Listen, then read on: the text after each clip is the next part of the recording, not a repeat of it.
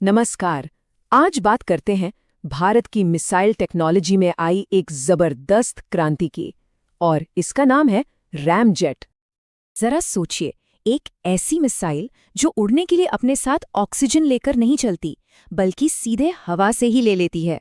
सुनने में बिल्कुल किसी साइंस फिक्शन फिल्म जैसा लगता है ना? लेकिन हवा को ईंधन बनाने का असल में मतलब क्या है? और ये जो हमारे पारंपरिक रॉकेट्स हैं, उनसे ये अलग कैसे है? चलिए इसी को समझते हैं। और इन सवालों का जवाब छुपा है उस बड़ी खबर में जिसने इस टेक्नोलॉजी को सुर्खियों में ला दिया। क्योंकि ये अब सिर्फ कोई थ्योरी नहीं है, ये एक असलियत है, एक कामयाब टेस्ट है।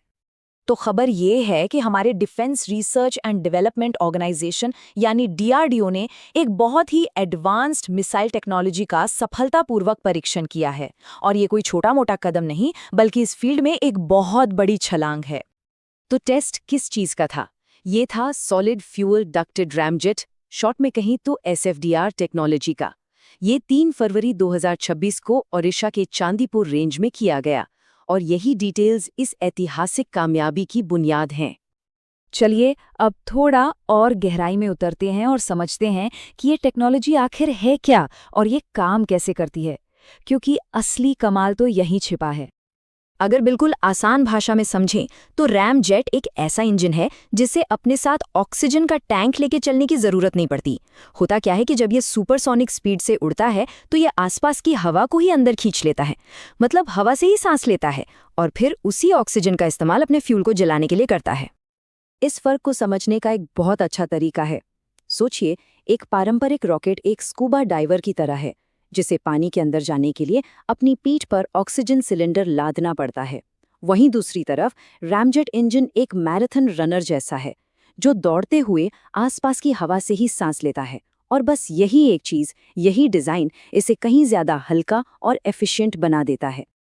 ठीक है, ये सारी टेक्निकल बातें तो समझ में आ गईं, लेकिन सवाल ये है कि असल दुनिया में इसका क्या मतलब है, इसका क्या महत्व है? इसे इंडियन एयरफोर्स के लिए एक गेम चेंजर क्यों कहा जा रहा है? देखिए, इसका असर बहुत बड़ा होने वाला है। इस टेक्नोलॉजी से भारत को नेक्स्ट जनरेशन की मिसाइलें बनाने की ताकत मिलती है, खासतौर पर लंबी दूरी की हवा से हवा में मार करने वाली मिसाइलें। ये मिसाइलें पहले से ज़्यादा तेज होंगी, हल्की होंगी और बहुत ज़्यादा दूर तक मार कर पाएंगी, जो हवाई युद्ध में एक बहुत बड़ी बढ़त है। इसका सीधा मतलब है कि दुश्मन के विमानों को बहुत दूर से ही निशाना बनाया जा सकता है, वो भी अपने विमानों को किसी खतरे में डाले बिना। और इसीलिए एक्सपर्ट्स इसे सिर्फ एक छोटा मोटा सुधार नहीं, बल्कि एक असली गेम चेंजर मान रहे हैं। ये एयर डिफेंस की पूरी स्ट्रैटेजी को बदलने की ताकत रखता है।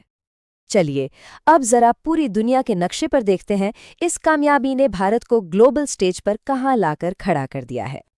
इस एक कामयाब टेस्ट के साथ ही भारत दुनिया के उस एलीट क्लब में शामिल हो गया है, जिसमें गिने चुने देश ही हैं जिनके पास ये एडवांस टेक्नोलॉजी है।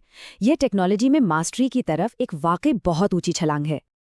और ये सब हमें एक बहुत ही अहम सवाल पर लाके छोड़ देता है। सोचिए, जब ये टेक्नोलॉजी पूरी तरह से डेवलप हो जाएगी और हमारी डिफेंस फोर्सेस का हिस्सा बनेगी, तब ये भारत की सुरक्षा और उसकी स्ट्रेटेजिक पावर के भविष्य को किस तरह से बदलेगी? ये एक ऐसा सवाल है जो सोचने पर मजबूर करता है।